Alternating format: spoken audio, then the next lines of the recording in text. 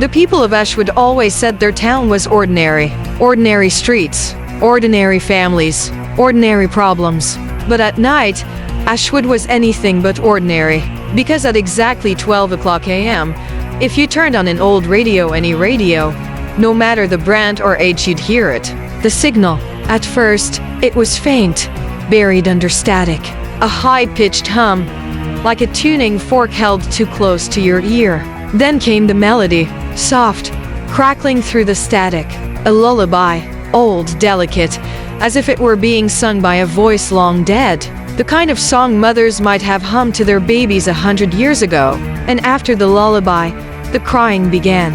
At first, no one paid attention. People thought it was pirate radio. Maybe a prank from college kids with too much time on their hands. But then children began to vanish. Not in crowds, not in the open, always the same way. Their beds still warm, their toys scattered across the floor. No forced entry, no broken windows, just emptiness. And the worst part, parents swore they had heard the broadcast before their children disappeared. A lullaby, soft as a whisper, bleeding through the walls of their homes.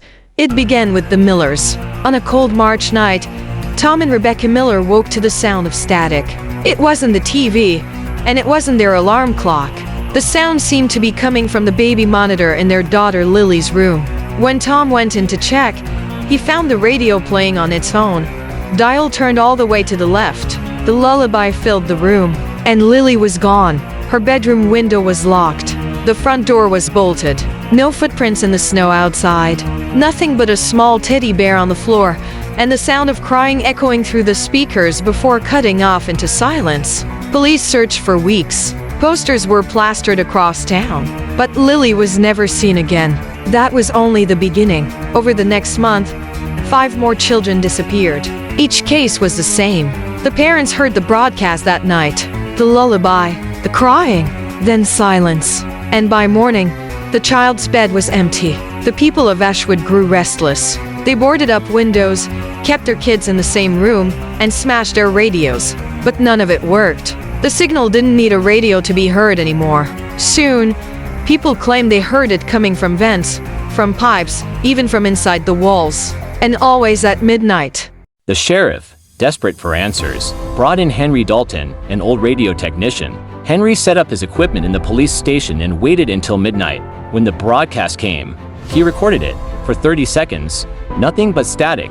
Then the lullaby, a woman's voice, soft and trembling, as though sung through tears. Henry froze when the crying started, because it wasn't random anymore. The voice, it was saying a name. Henry, Henry, Henry. He shut off the recorder immediately. His face went pale. The sheriff tried to calm him, but Henry only whispered one thing before leaving town for good.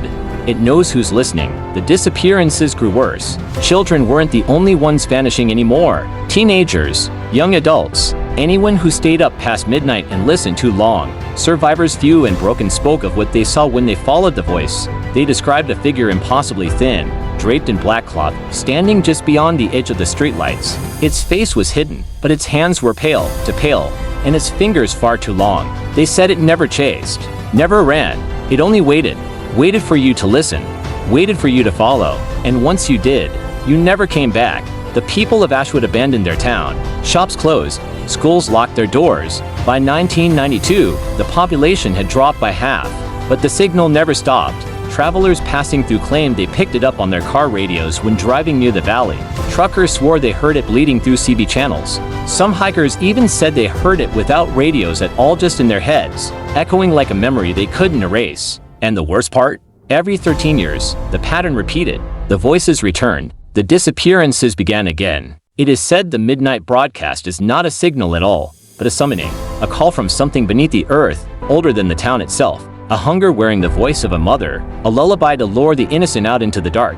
And once you've heard it, it never lets you go. So tonight, if the clock strikes midnight, and you hear static begin to crawl through the walls of your home, if you hear that old lullaby, soft as silk, pulling you closer, do not listen, do not search, do not answer, because the moment you do it will already know your name, and once it calls you, you belong to the broadcast, forever.